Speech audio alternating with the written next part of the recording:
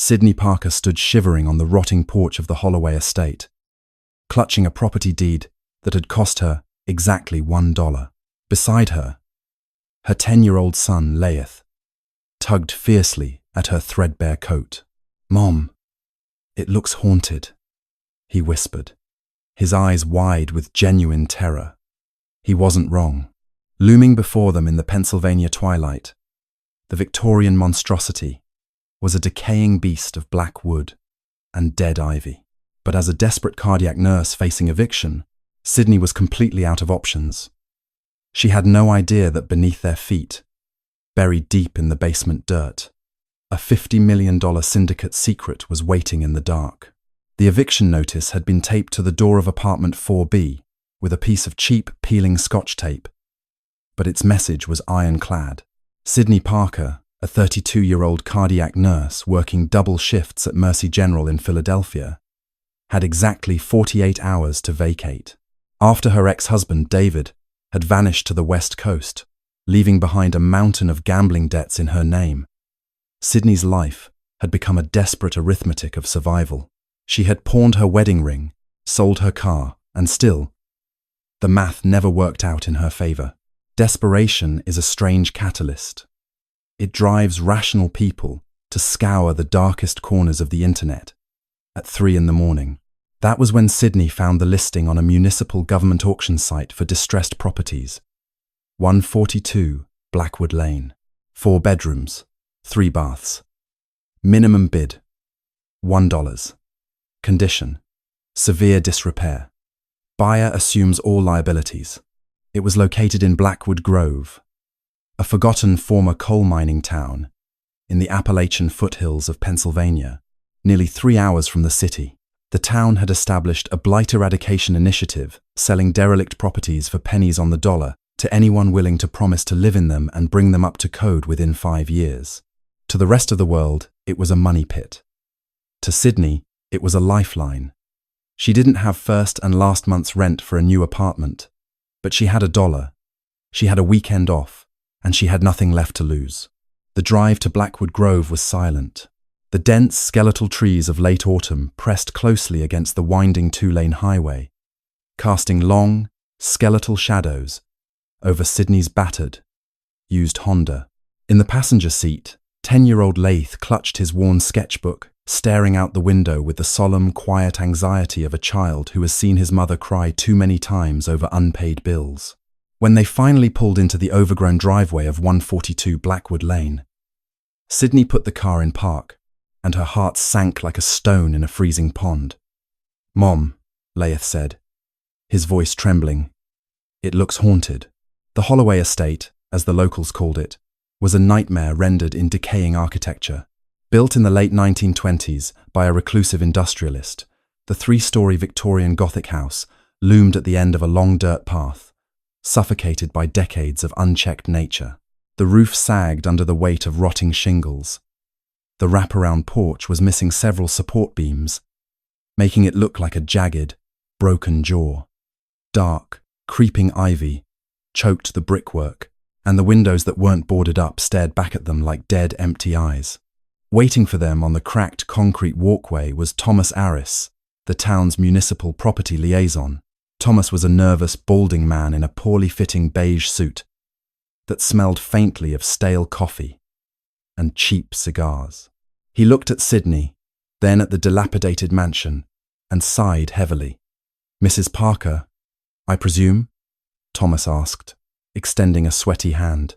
"Sydney, please," she replied, shaking it firmly.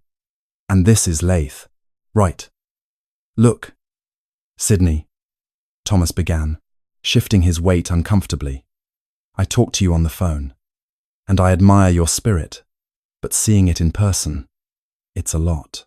The town council practically begged me to find a buyer to avoid the demolition costs, but I have to sleep at night. There's no heat. The plumbing is from the Truman administration. The roof leaks in 3 places. And, well, folks around here don't like coming up this hill." "Why?" Laith piped up, his eyes darting to the shadowy porch. "Are there ghosts?" Thomas forced a tight, unconvincing laugh. No ghosts, buddy. Just raccoons. And a lot of history. The original owner, Arthur Holloway, was a bit of a eccentric, paranoid fellow, made his fortune in steel, and then just shut himself away up here. Died in the 50s. The property bounced between distant relatives who never wanted it, and finally defaulted to the county. It's been empty for 20 years. Sydney stepped forward. Her jaw set. She didn't care about a dead steel magnate. She cared that the roof, however leaky, was a roof. Mr. Aris, I don't have anywhere else to go. I brought the cashier's check for the processing fees, and I have the dollar. Can we sign the papers? Thomas looked at her tired eyes, the dark circles mapping out her exhaustion, and nodded slowly. He produced a thick manila folder from his briefcase, resting it on the hood of Sydney's car. The wind whipped the pages as Sydney signed her name over and over, legally binding herself to the rotting leviathan before them.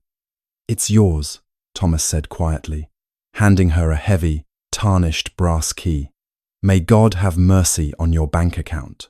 As Thomas's car sped away, leaving them alone in the encroaching twilight, Sydney looked down at Laith. She forced the brightest, bravest smile she could muster. Well, kiddo, we're homeowners. Let's go see our castle. Moving in took exactly one afternoon, mostly because there wasn't much to move. A rented utility trailer held their 2 mattresses, a few boxes of clothes, some thrift store dishware, and Laith's books. Stepping inside the Holloway estate was like stepping into a time capsule that had been buried in a swamp. The air was thick with the scent of mildew, ancient dust, and rotting wood. The grand foyer featured a sweeping mahogany staircase, though several of the ornate balusters were snapped in half, lying on the floor like shattered ribs. Peeling damask wallpaper hung in long, curled strips from the walls, revealing dark, water-stained plaster beneath. They set up camp in what used to be the front parlour, dragging their mattresses near the massive stone fireplace. The electricity had been turned on by the city that morning, but only half the outlets worked, and the bare bulbs dangling from the ceiling cast harsh, swinging shadows. The first night was a trial of psychological endurance. Every gust of wind caused the house to groan in a deep baritone timbre. The floorboards snapped and popped under unseen pressure. Sydney lay awake on her mattress, staring at the ceiling, listening to Laith's rhythmic breathing beside her. She gripped the heavy iron fireplace poker she had placed next to her bed. Around 2:00 am, she heard it, a sound that didn't belong to the wind or settling wood. It was a dull, heavy thud, originating from somewhere deep beneath them. Thud. Pause. Thud. Sydney's breath caught in her throat. She sat up, her knuckles white around the iron poker. She waited in the freezing darkness for 20 minutes, her heart hammering against her ribs. But the sound didn't return. Old houses, she told herself. Old pipes. Just gravity and time. The next morning brought a knock at the heavy front door. Sydney opened it to find a woman in her late 60s, wrapped in a thick wool cardigan, holding a foil-covered Pyrex dish. She had sharp, intelligent eyes and a no-nonsense posture. "You must be the brave soul who bought the Holloway place," the woman said, her voice surprisingly booming. "I'm Beatrice Crowley. I live down at the bottom of the hill. Brought you a baked ziti. Figured your stove probably isn't reliable yet. Thank you. I'm Sydney, and this is Laith," Sydney said, immensely grateful. She invited Beatrice into the parlour. The older woman looked around, her eyes scanning the peeling wallpaper and dust-caked mouldings with a mixture of pity and intense curiosity. "I haven't been inside this house since 1978, Beatrice murmured, running a finger along the dusty mantel. "It was a dark place then. It's a darker place now. Mr. Aris mentioned the original owner was eccentric," Sydney said, taking a slice of the warm ziti for Laith. "Eccentric is a polite word for a madman," Beatrice said, sitting gingerly on a folding chair. "Arthur Holloway was terrified of the world. He made his money in the boom of the 20s. But the Great Depression broke his mind. He became convinced the government was going to collapse, that another world war would wipe out America, and that banks were giant traps. He pulled all his wealth out of the system, converted it. People in town used to say he had trucks coming up this hill in the dead of night, hauling heavy crates. Leath paused mid-bite. "Treasure?" he asked, his childhood imagination sparking. Beatrice chuckled softly, though her eyes remained serious.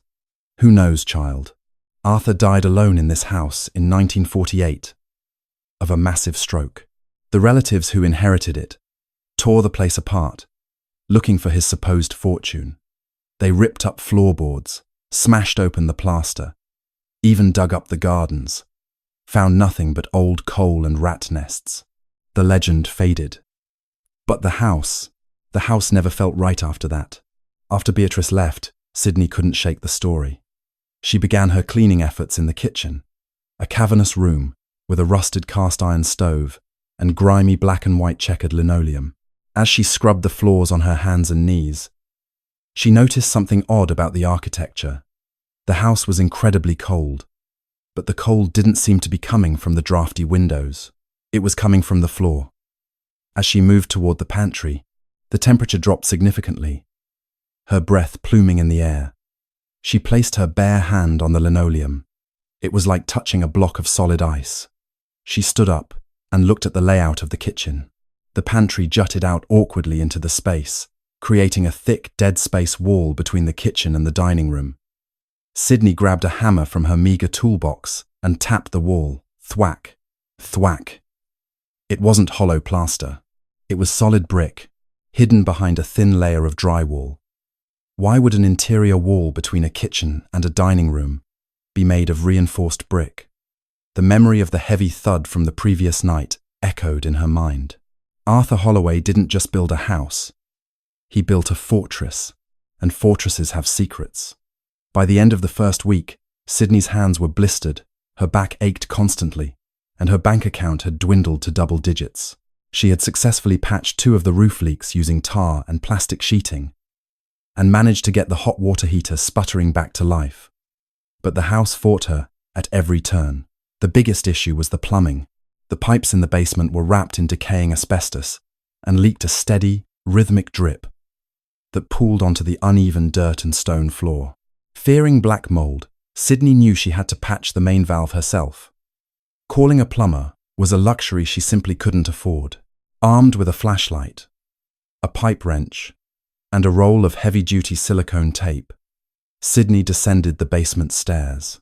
The steps were made of thick, rough-hewn timber, creaking ominously under her weight.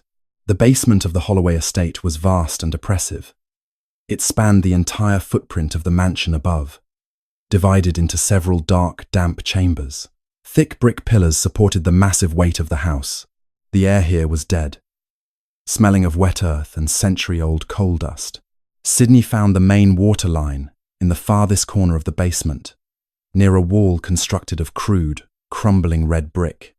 As she wrestled with the rusted shut-off valve, her wrench slipped. She stumbled forward, putting all her weight against the brick wall to catch herself. To her shock, the wall didn't hold. The mortar, softened by decades of water damage from the leaking pipe above, gave way with a sickening crunch. 3 bricks pushed inward, disappearing into a pitch-black void behind the wall, followed by the echoing sound of them clattering onto a hard floor. Sydney scrambled back, coughing as a cloud of ancient, foul-smelling dust plumed into the air. She shone her flashlight at the hole. It wasn't just a cavity between bricks. It was an empty space, a room, her heart hammering a frantic rhythm against her ribs. Sydney grabbed her hammer.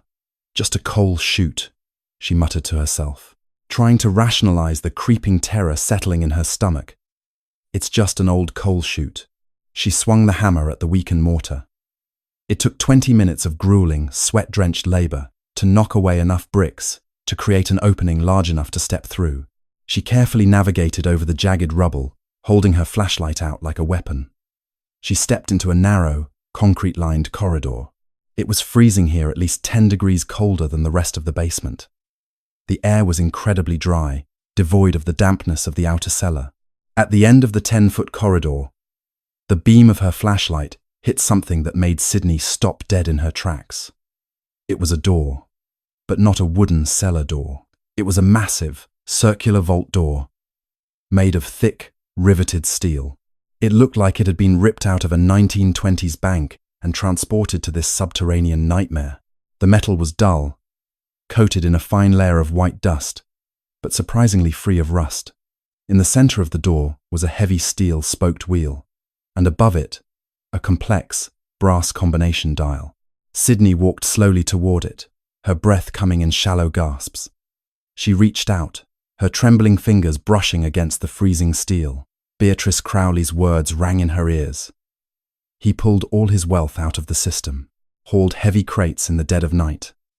"Arthur," Sydney whispered into the dark. "What did you hide down here?" She grabbed the spoked wheel and pulled. It didn't budge a millimeter. She shined her light on the brass dial. It was locked, tight.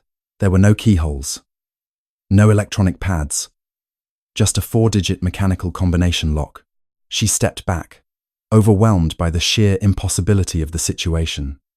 A penniless nurse from Philadelphia, living in a $1 ruined mansion, staring at a bank vault buried beneath her home. It was madness. As she swept her flashlight around the immediate area to look for any clues, the beam caught something resting on the dusty concrete floor, wedged in the corner near the vault's massive steel hinges. Sydney knelt down. It was a small, tarnished silver pocket watch. Attached to the watch was a brittle, yellowed piece of parchment, tied with a decaying silk ribbon. With shaking hands, Sydney picked it up. The glass face of the watch was shattered, the hands frozen precisely at 3:14. She carefully untied the ribbon and unfolded the fragile parchment. The handwriting was sharp, jagged, written in faded black ink. It read, "For the blood that bleeds, the vault yields. The numbers lie in the foundation of my greatest grief." Sydney stared at the note, a chill running down her spine that had nothing to do with the freezing air. This wasn't just a hidden safe. It was a game, a paranoid, desperate man's final puzzle. And as she looked back up at the imposing steel face of the vault, Sydney Parker realized her life had just changed forever. She just had to figure out how to open the door without getting herself, and her son, killed in the process. The morning sun did nothing to warm the damp interior of the Holloway estate. Sydney Parker stood in the kitchen, staring into a cup of instant coffee made with lukewarm tap water. She had barely slept. Every time she closed her eyes, the heavy steel, she needed answers, and she couldn't afford to wait. After feeding Laeth a bowl of cold cereal, she packed him into the Honda. The town of Blackwood Grove was small, a single main street lined with shuttered storefronts and a few surviving businesses clinging to life. At the end of the street sat the Blackwood County Free Library, a stout brick building that looked like it had been funded by Andrew Carnegie himself. Inside, the library smelled of old paper and floor wax. Sydney approached the reference desk, where a frail man in a tweed vest was meticulously categorizing a stack of periodicals. His brass nameplate read, "William Abernathy, Head Archivist." "Excuse me, Mr. Abernathy?" Sydney asked, keeping her voice low. "I'm looking for local historical records. Specifically, anything regarding Arthur Holloway and the estate on Blackwood Lane." William paused, his watery blue eyes darting up to look at her over the rim of his spectacles. "Holloway? You must be the young woman who bought the Blight property. The whole town is whispering about it." He sighed, tapping a gnarled finger on the desk. "Folks think you're either incredibly brave or incredibly foolish. Arthur Holloway isn't a popular subject around here. I need to know about his family." Sydney pressed, leaning closer. "I need to know what happened to him. Did he suffer a major tragedy?" William's expression softened into one of weary sympathy. He led Sydney and Laeth toward the back of the library, into a cramped room filled with towering filing cabinets and a clunky microfilm reader. "Arthur made his fortune in Pittsburgh," ruthlessly undercutting competitors in the steel industry during the boom of the 1920s. William explained as he threaded a spool of microfilm into the machine. He partnered with heavyweights men connected to the Mellon Bank and the Vanderbilt Empire. He was obsessed with legacy, with building a dynasty. That's why he built that monstrous house on the hill. It was meant to be a fortress for his family. The machine whirred, projecting a scratched, ghostly image of the Pennsylvania Inquirer from 1930 onto the glowing screen. But his dynasty never materialized, William said softly, pointing to a bold headline. Tragedy on the Blackwood Express. Steel magnate's wife and son perish in derailment. Sydney leaned in, her eyes scanning the blurry text. On the 14th of March 1930, Arthur's wife, Clara, and their 7-year-old son, Edward, were traveling back from Philadelphia. A catastrophic mechanical failure caused their train car to derail and plunge into the freezing waters of the Susquehanna River. March 14th, Sydney whispered. 3:14. The time frozen on the shattered pocket watch she had found in the basement. It broke him. William continued. Arthur became entirely reclusive. He blamed the railroad tycoons, the banks that funded them, the government that regulated them. He believed the modern world was a corrupt machine designed to take everything he loved. When the banking panic of 1932 hit, Arthur liquidated everything. Millions of dollars in assets, stocks, and bonds just vanished from the public record. Sydney thanked William, her mind racing as she gathered Leith and headed back to the car. She had the date. She understood the grief. But as she unlocked her car door, a chilling realization washed over her. Parked directly across the street, idling in front of the closed-down hardware store, was a sleek, black Cadillac Escalade. It was completely out of place in the economically depressed town of Blackwood Grove. The windows were heavily tinted, making it impossible to see inside. But Sydney could feel the weight of someone's gaze boring into her. As she pulled away from the curb, the Escalade smoothly pulled out behind her. It didn't tailgate, but it matched her every turn, maintaining a steady, deliberate distance. Panic flared in Sydney's chest. She took a sharp, unsignaled right turn down a narrow residential alleyway, tires screeching against the loose gravel. She held her breath, watching the rearview mirror. The black SUV slowly rolled past the alley entrance, pausing for just a fraction of a second before cruising down the main road. "Mom?" Leith asked from the back seat, his voice trembling slightly. "Why are you driving so fast?" "Just taking a shortcut, sweetie." Sydney lied, her knuckles white on the steering wheel. Someone else knew about the Holloway estate, and they knew she was looking into its past. The $1 house wasn't just a municipal burden, it was a target, and now, so was she. By nightfall, a harsh, freezing rain had begun to batter the Holloway estate, drumming against the tarp-covered roof like 1,000 tiny fists. Sydney had enacted a strict lockdown. She dragged the heavy oak dining table across the front door, locked every first-floor window, and set up Leith's mattress in the windowless master bathroom on the second floor. Complete with a flashlight, his tablet, and strict instructions not to open the door for anyone but her. Armed with her iron fireplace poker and a heavy-duty flashlight, Sydney descended into the belly of the house. The basement was colder than before, the air thick with the smell of wet earth and ancient secrets. She stepped through the jagged hole in the brick wall, the beam of her flashlight cutting through the pitch-black corridor until it rested on the massive steel vault door. The numbers lie in the foundation of my greatest grief. She approached the brass dial. It was a standard 4-number combination sequence. She wiped a layer of grime from the metal, her hands shaking violently. The pocket watch was stopped at 3:14. The date of the train derailment was the 14th of March, 1930. She gripped the dial. It was stiff, resistant to movement after nearly a century of neglect. She forced it right, stopping on 3. She spun it left, passing the first number once and stopped on 14. Right again to 19. Left to 30. Sydney grabbed the heavy steel-spoked wheel and threw all her body weight into it. She strained until her muscles burned, her boots slipping on the dusty concrete. Nothing. The wheel was entirely locked. "Damn it!" she hissed, her voice echoing off the concrete walls. She leaned her forehead against the freezing steel, trying to control her rising panic. She thought back to the note.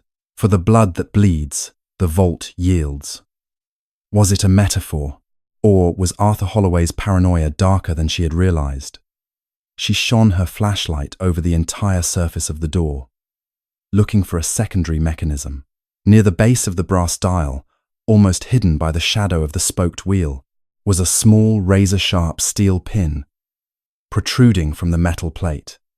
It was intentionally designed, resembling a medical lancet. Sydney stared at it, her stomach churning. For the blood that bleeds, the lock wasn't just mechanical. It was a morbid failsafe. Taking a deep, shaky breath, Sydney pressed the pad of her left index finger firmly against the steel pin. The sharp metal pierced her skin easily.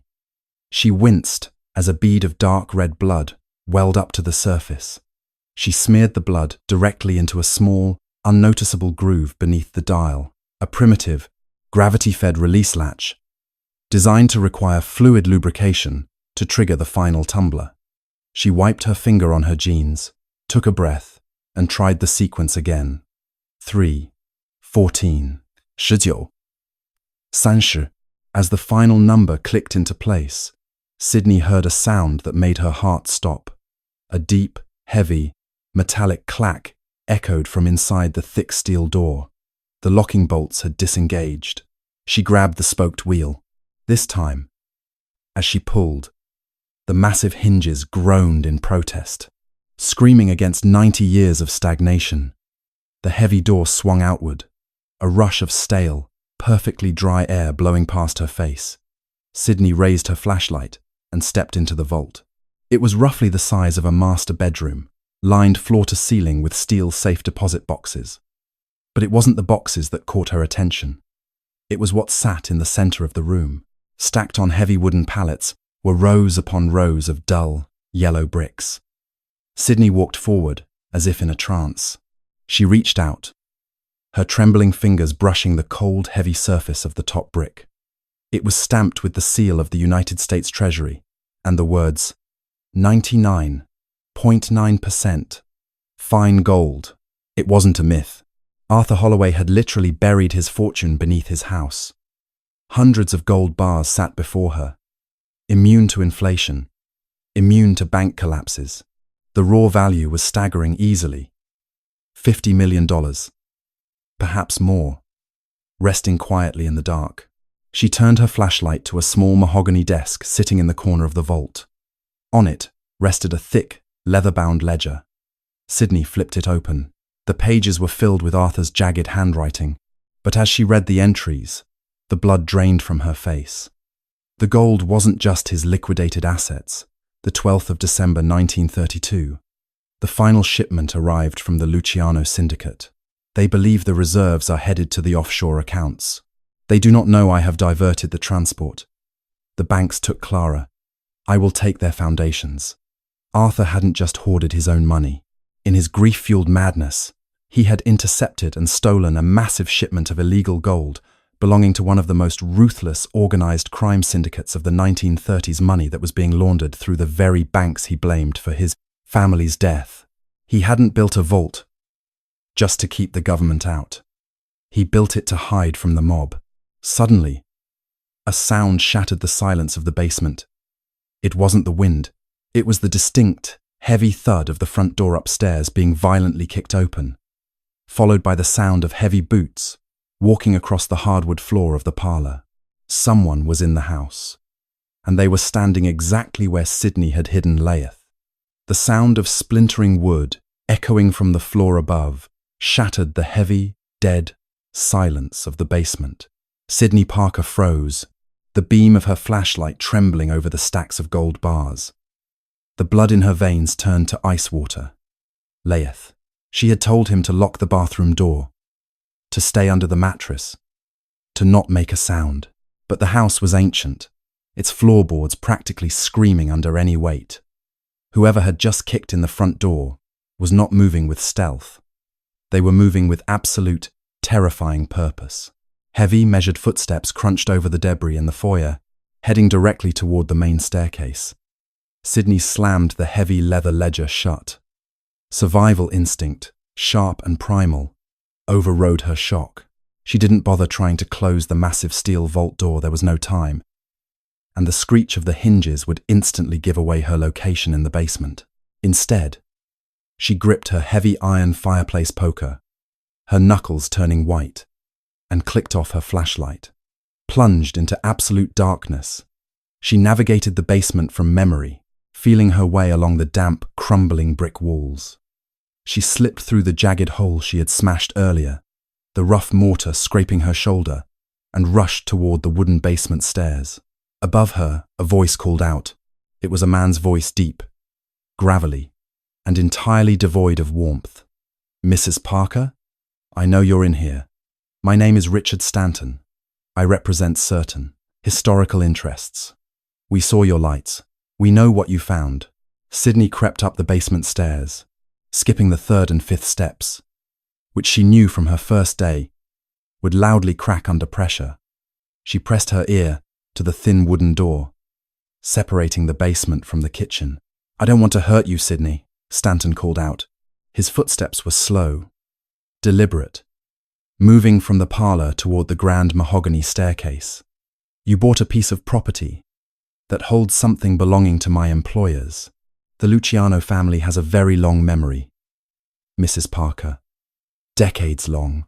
We've been watching this house since the county took it, waiting for some poor fool to buy it and do the dirty work of digging through Arthur's reinforced concrete."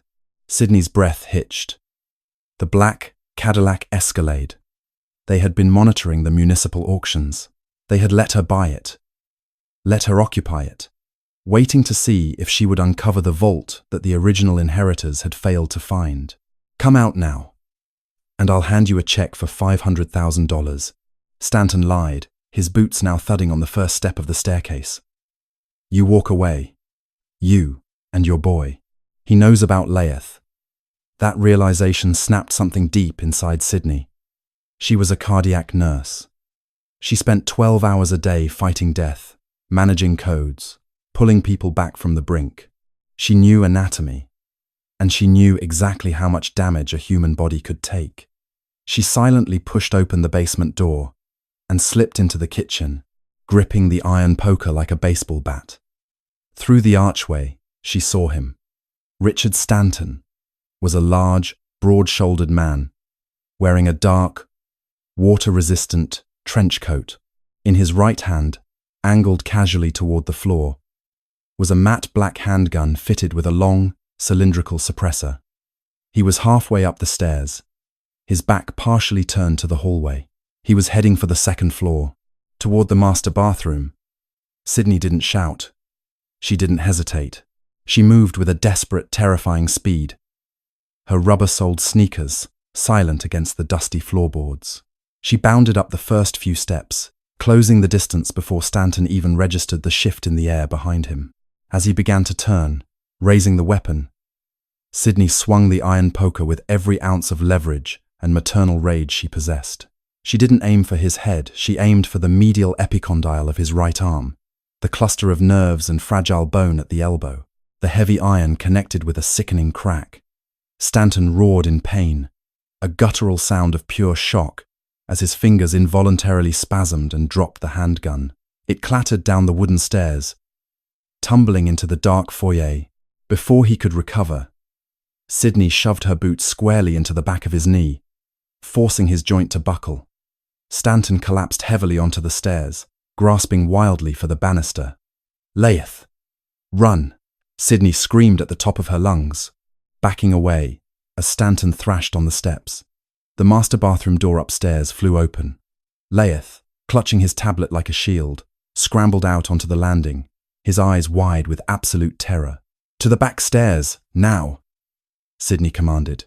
The Holloway estate, like many grand homes of the 1920s, had a narrow, hidden staircase at the rear of the second floor, designed for servants to move between the kitchen and the upper bedrooms without being seen by guests.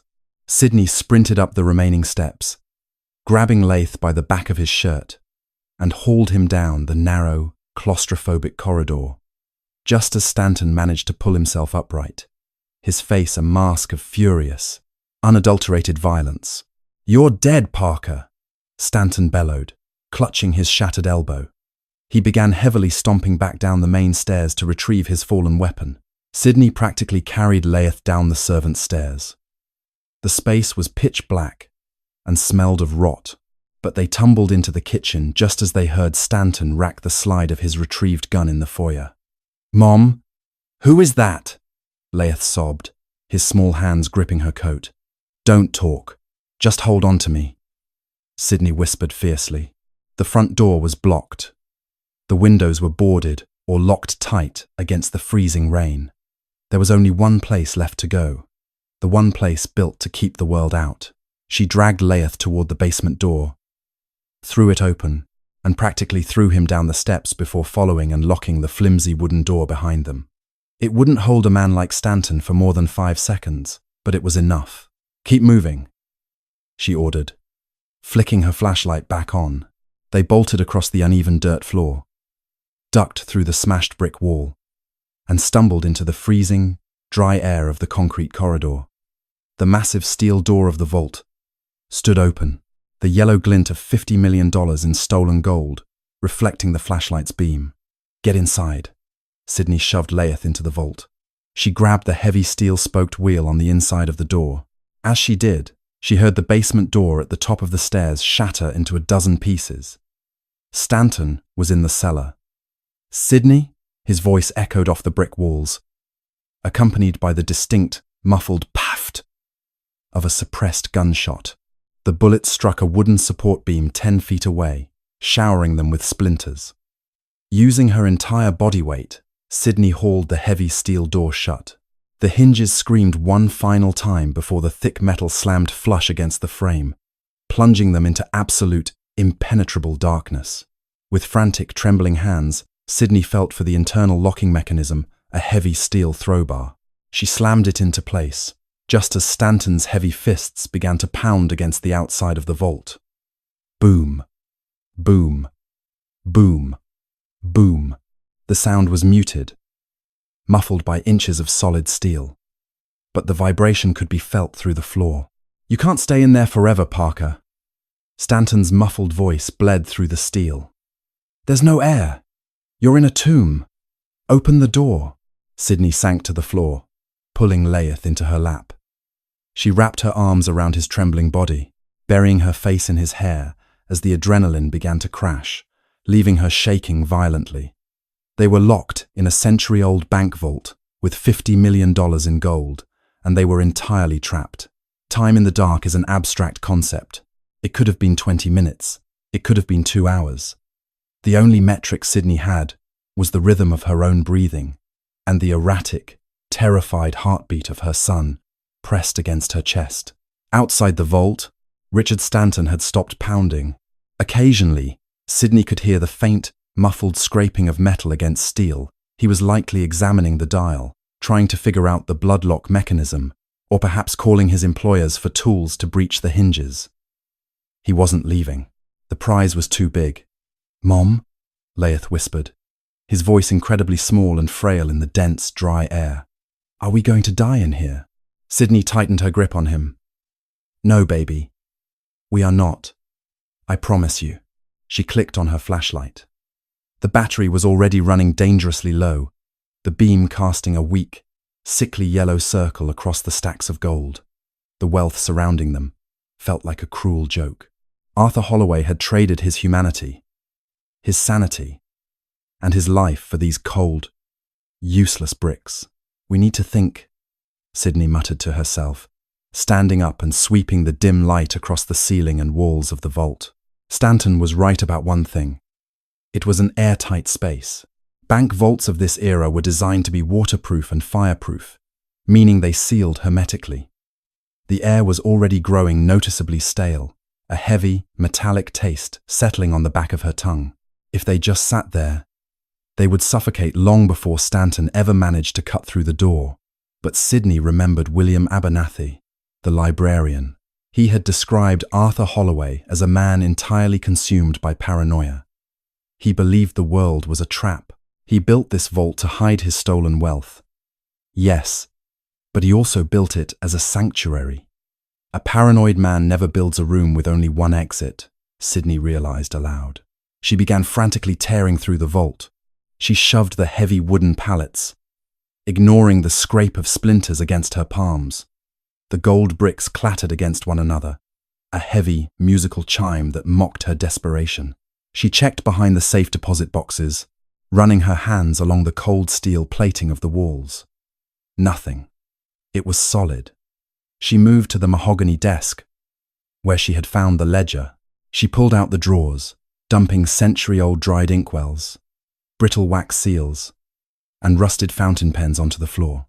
"Laeth, help me look," she urged, her voice tight with rising panic. "Look for a crack, a seam in the wall, a lever, anything." Laeth, wiping tears from his grimy cheeks, crawled toward the back corner of the vault, his small hands patting the floorboards beneath the desk. "Mom," Laeth called out. "The floor is weird here."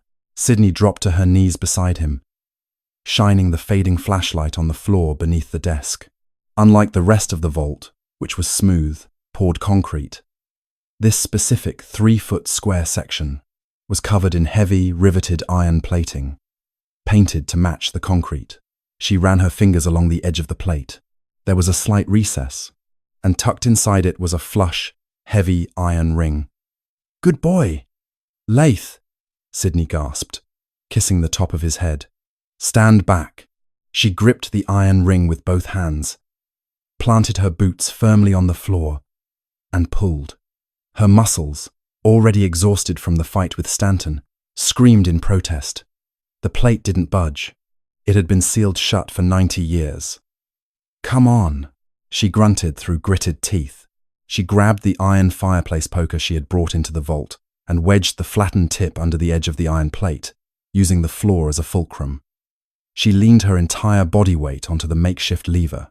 With a sharp metallic crack that echoed like a gunshot in the confined space, the seal broke. Stale, damp air rushed up from beneath the floor, smelling heavily of wet earth and pine needles. Sydney hauled the iron plate backward. Beneath it was a narrow, circular shaft, lined with crumbling brick, leading straight down into darkness. Rusted iron rungs were bolted into the side, forming a crude ladder. It was an escape tunnel, Arthur's final failsafe. "All right, Laeth," Sydney said, her voice steady despite the terror gripping her heart. "We're going to climb down. I'll go first, and you stay right above me. Do not let go of the rungs. Understand?" Laeth nodded bravely, his lower lip trembling. Sydney slung the dying flashlight into her coat pocket, grabbed the first rusted rung, and lowered herself into the pitch-black shaft. The metal was coarse and freezing, leaving flakes of rust on her palms. As Laeth climbed in above her, Sydney reached up, grabbed the heavy iron plate, and with a tremendous effort, pulled it back into place over their heads. It slammed shut with a heavy thud, sealing them in the narrow tube, but masking their escape route from Stanton. The descent felt endless. The shaft dropped roughly 30 feet below the foundation of the house before leveling out into a horizontal tunnel. The space was incredibly cramped. Sydney had to crouch, and even Laeth had to duck his head. Thick, pale roots from the ancient trees above had broken through the brickwork, hanging down like skeletal fingers in the dark. "Keep your hand on my shoulder," Sydney instructed, pulling the flashlight out. The beam was now little more than a weak, amber glow, barely illuminating the path a few feet ahead. They crawled through the suffocating dampness, the silence broken only by the sound of their shallow breathing, and the distant, muffled drumming of the rain, somewhere far above them. The tunnel sloped gently upward, winding its way away from the house, likely toward the dense woods bordering the property. Suddenly, Sydney stopped. The weak beam of the flashlight illuminated a solid wall of collapsed earth and shattered timber. The tunnel had caved in. Decades of heavy rain, root growth, and neglect had caused the ceiling of the old escape route to collapse, completely blocking their path. Sydney frantically dug at the wet, heavy clay with her bare hands, but it was solid. Tons of earth stood between them and the surface. "Mom?" Laeth whimpered, sensing her panic. "Are we stuck?" Sydney pressed her forehead against the cold mud. She had fought off an armed syndicate enforcer. She had decoded a century-old bloodlock. She had found a fortune that defied imagination. And now, they were going to be buried alive in a collapsed tunnel beneath a $1 house. "Help!" Sydney whispered, her voice cracking. Then, over the sound of the freezing rain bleeding through the soil above, she heard it. It wasn't the sound of settling earth. It was the sound of a heavy diesel engine, idling somewhere directly above them. And then, the unmistakable, rhythmic thwack of a shovel biting into the wet dirt. Someone was digging them out. The rhythmic thwack of the shovel against the wet earth grew louder, sending violent, shuddering vibrations through the cramped, collapsing tunnel. Every strike of the metal blade felt like a shock wave that threatened to bring the rest of the heavy clay down upon them. Sydney Parker threw her body entirely over Laeth, acting as a human shield against the showers of heavy, freezing mud that began to rain down upon their heads. She squeezed her eyes shut, burying her face into her son's trembling shoulder, praying that whoever was up there wouldn't accidentally crush them in the desperate process of saving them. "Over here!" A voice shouted from the surface. It was muffled, distorted by the howling wind and the thick layer of soil. But to Sydney, it was the most beautiful sound she had ever heard. "The ground is giving way. Dig here." A massive chunk of clay, bound together by intertwined, rotting roots, suddenly tore loose from the tunnel ceiling. It crashed heavily beside Sydney's leg, scraping her calf, but she didn't feel the pain. What she felt was a sudden, violent blast of freezing, rain-soaked air rushing into the claustrophobic space. It swept away the suffocating, metallic dust of the vault, and brought with it the sharp, clean scent of crushed pine needles and wet autumn leaves. Through the jagged, uneven hole in the earth, the blinding, brilliant beam of a heavy-duty tactical flashlight pierced the absolute darkness. It swept erratically over the collapsed debris before finally locking onto Sydney and her terrified son, illuminating them in a stark, white halo. "I see them! Grab the winch!" The voice roared over the storm. A thick, mud-caked nylon rope fitted with a heavy steel carabiner dropped through the aperture, dangling just inches from Sydney's face. She didn't hesitate. Her hands, scraped raw and bleeding from clawing at the collapse, grabbed the cold steel. Her fingers felt completely numb, but pure maternal adrenaline guided them. She wrapped the rope securely around Laeth's waist, clipping the carabiner to the thickest belt loops of his jeans. "Pull him up!" she screamed, her voice tearing her throat, raw with dust and terror. "Take him!" Laeth was hoisted abruptly upward.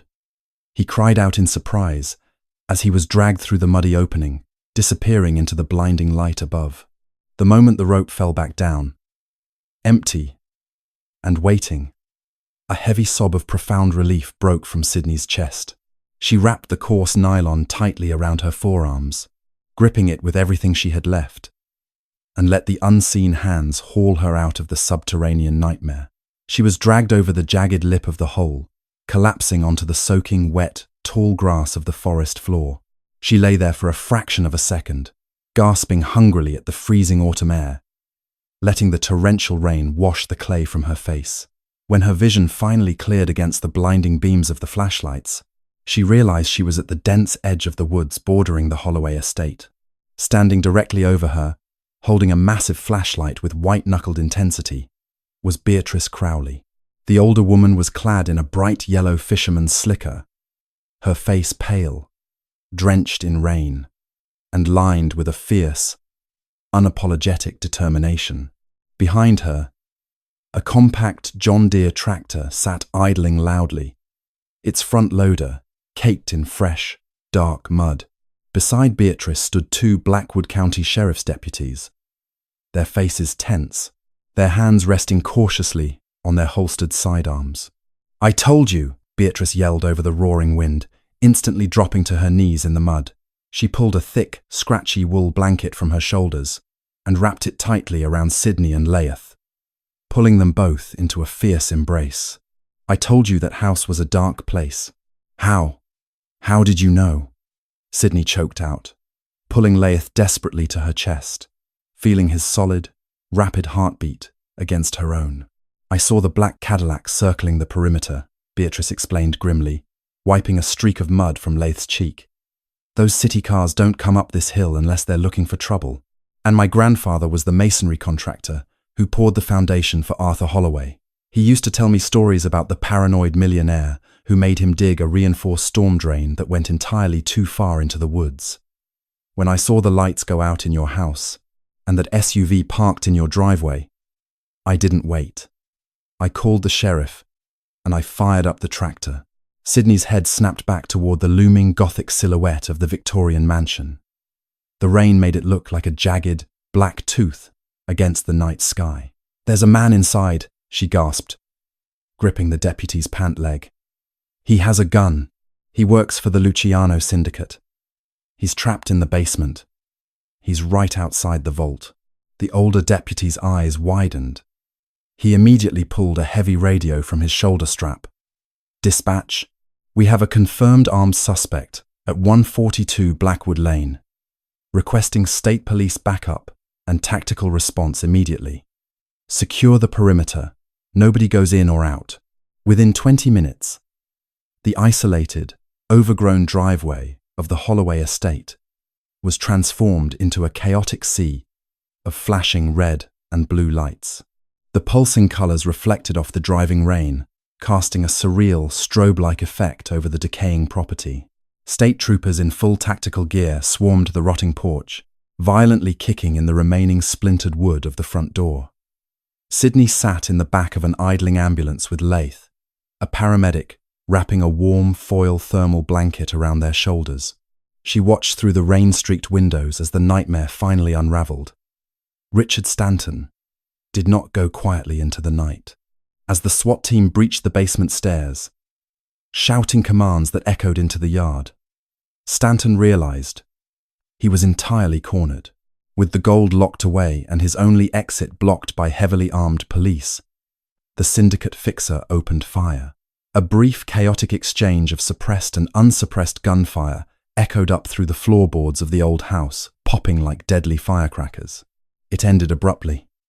10 minutes later, Stanton was carried out on a steel stretcher.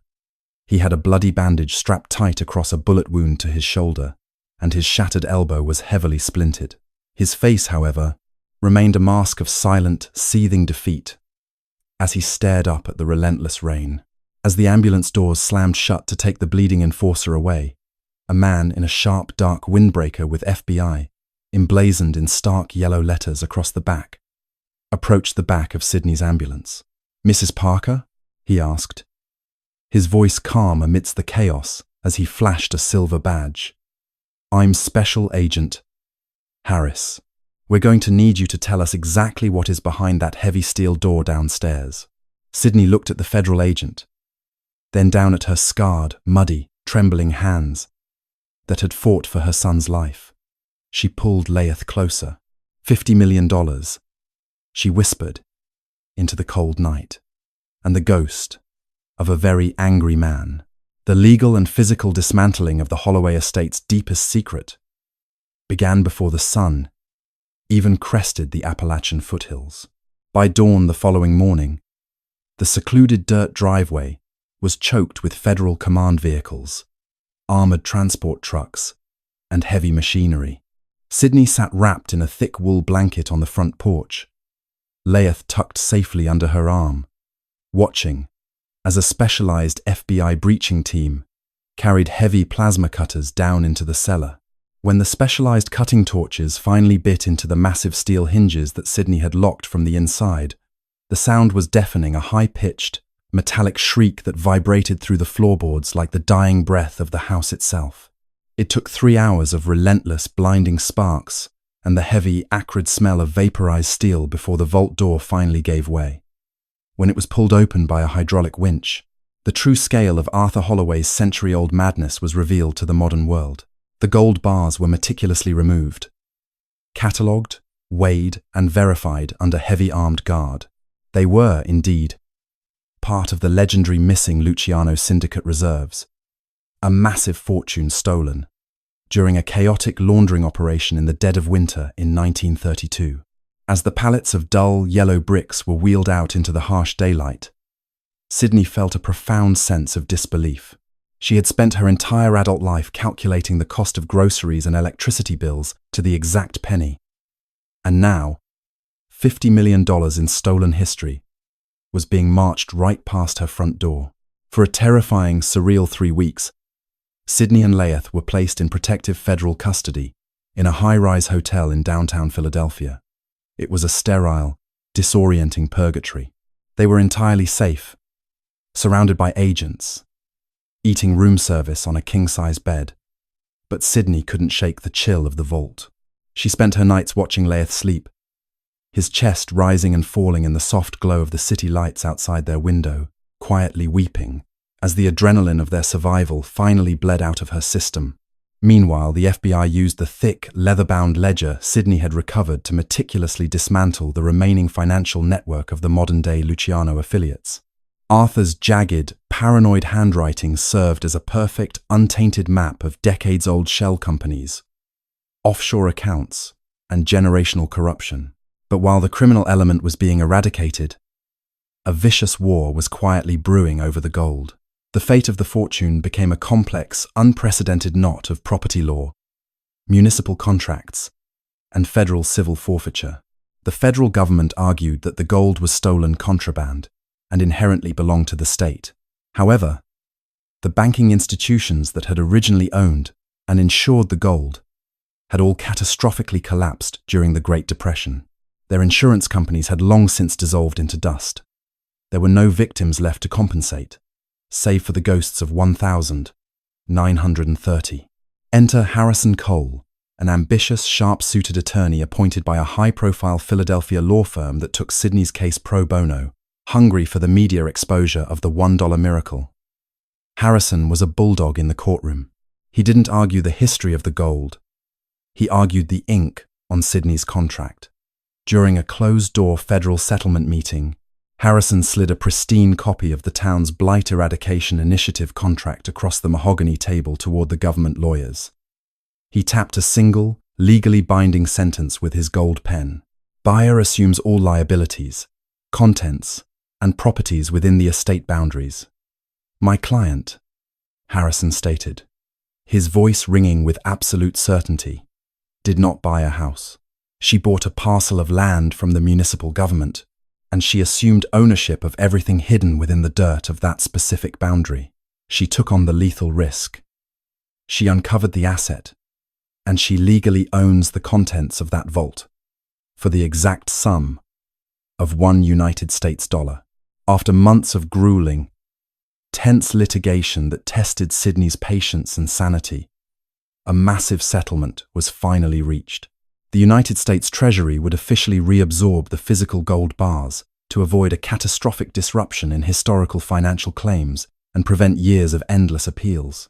In exchange, Sydney Parker was awarded a top-tier federal finder's fee for the recovery of stolen historical assets, coupled with a generous percentage of the seized syndicate funds uncovered directly via Arthur's ledger.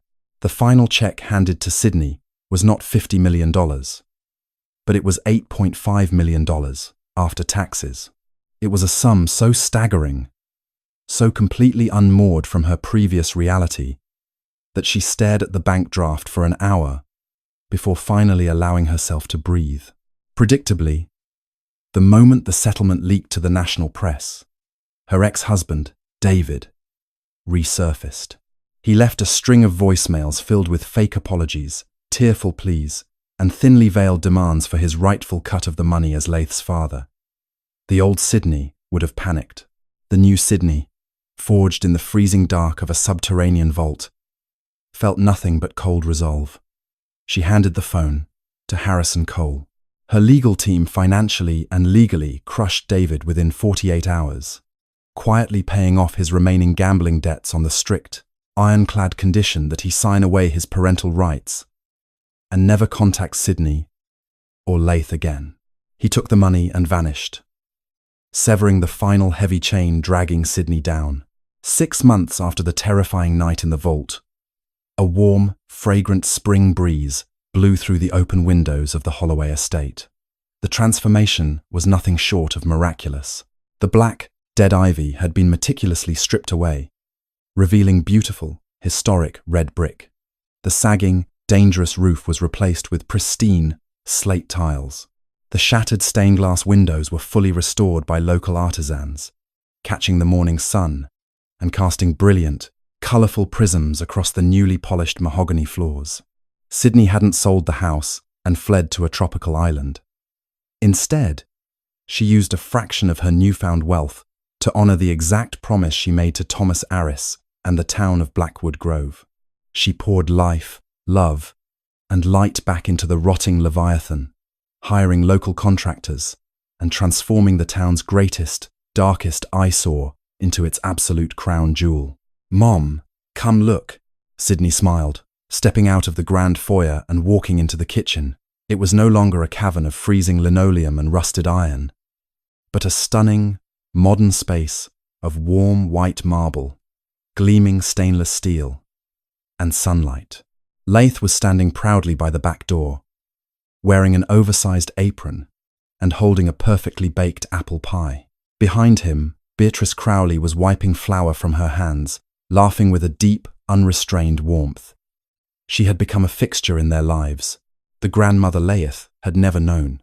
The basement door, once a flimsy barrier against a killer, was now replaced with a solid oak door secured by a reinforced biometric lock. The vault below remained completely empty, its heavy steel door left permanently open. As a reminder, Sydney had converted the dry, subterranean space into a state-of-the-art climate-controlled wine cellar and a plush, private home theatre for Laith. The claustrophobic escape tunnel where they had nearly suffocated had been professionally filled to the brim with concrete, burying Arthur Holloway's crushing paranoia forever. Sydney Parker walked onto the sweeping wraparound porch, leaning against the sturdy, newly painted wooden railings. She looked out over the expansive, manicured lawn, breathing in the rich scent of fresh rain and blooming hydrangeas. She closed her eyes and listened. The house didn't groan in the wind anymore. It didn't feel cold. It wasn't a fortress holding the grief of a broken man. Nor was it a target for the greedy and the violent. It was, finally, a home. The story of the Holloway estate is a testament to the unpredictable, often terrifying nature of desperation.